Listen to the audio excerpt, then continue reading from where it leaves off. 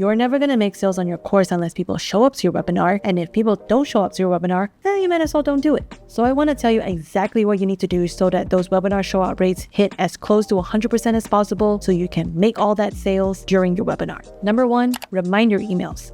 Specifically, 3 reminder emails. So your first reminder email would be the 1 day before reminder email. Your second reminder email would be the 1 hour before reminder email, and the third reminder emails would be the 15-minute before reminder emails. These reminder emails are important because it's been a while since they signed up for your webinar, and if you don't remind them to come to your webinar, especially the day before and right before the event, they're not going to show up. They're going to forget. Reminder emails are pivotal to get them to come to your webinar. Number 2, add event links. Specifically, it's a link to get them to add the event to their calendar because their calendar is on their phone, their laptop, whatever device that they have. If it's not on the calendar, it's not going to happen. So their calendar is going to do the reminding around the 30-minute mark. Usually that's the case for Google Calendar and Apple devices. Pair this together with your email. Now you have like a 1 hour before the event reminder, and then their device is going to tell them 30 minutes before the event, and then your email is going to tell them again 15 minutes before the event. You're basically bombarding them with like, hey, show up.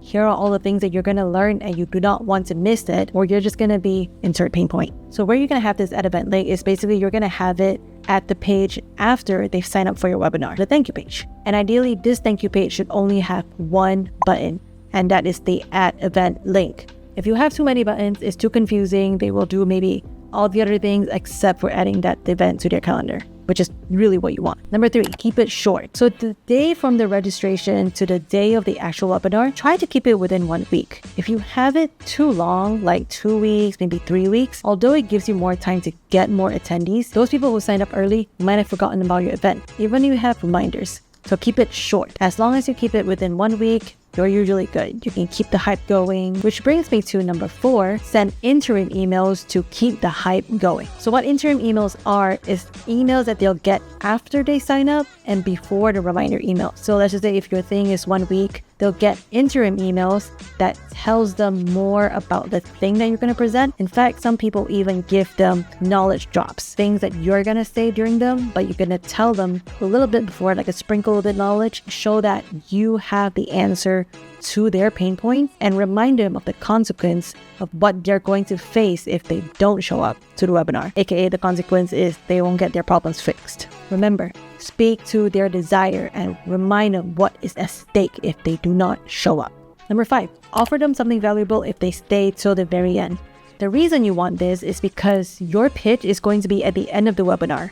And if they don't stay till the end and they don't hear your pitch, which is supposed to be the best part, they're not going to buy your course. So how this works is that you want to have something small, something you can actually sell and give it to them for free. For example, a person's program is about decluttering your home, right? Decluttering your space. So give them something like how to declutter your closet, something that they actually can take action on and actually see some tangible effects. This not only needs to hit their pain point, it needs to be something that they can actually finish. And how this is going to work is essentially you're going to have the link to the freebie and maybe the coupon code, have it after the pitch. So you don't want it before the pitch so that, they get it and then just buy.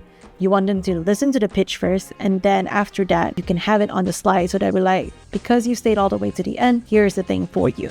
And how you can promote this is actually in the welcome email and the reminder emails. You can also have it in the interim emails too. So you want to tell them all the time, I have this thing that if you stay till the end, it's going to be XYZ, benefit XYZ, add a value to it is always good. This way, people will be constantly reminded to show up to your event, and basically you're rewarding them for showing up all the way to the end. Number 6. So this is actually bonus in a way because not every funnel platform have this. Sending text message reminders. Emails are getting saturated. Generally, you want to reach people somewhere different. But text message is a good place to send them a reminder, a really short one. Hey, webinar is happening within 15 minutes. This way, even if they miss all the other things that you have, for example, the reminder email, they're not on emails, didn't see it. On the calendar, maybe they missed it. But on their text message, if they're on their phone, they will see it. But remember, to have this, you need to ask for their phone number during the opt-in form. So make sure to discuss with the team, see if you want this or not. So make sure you have it in the form.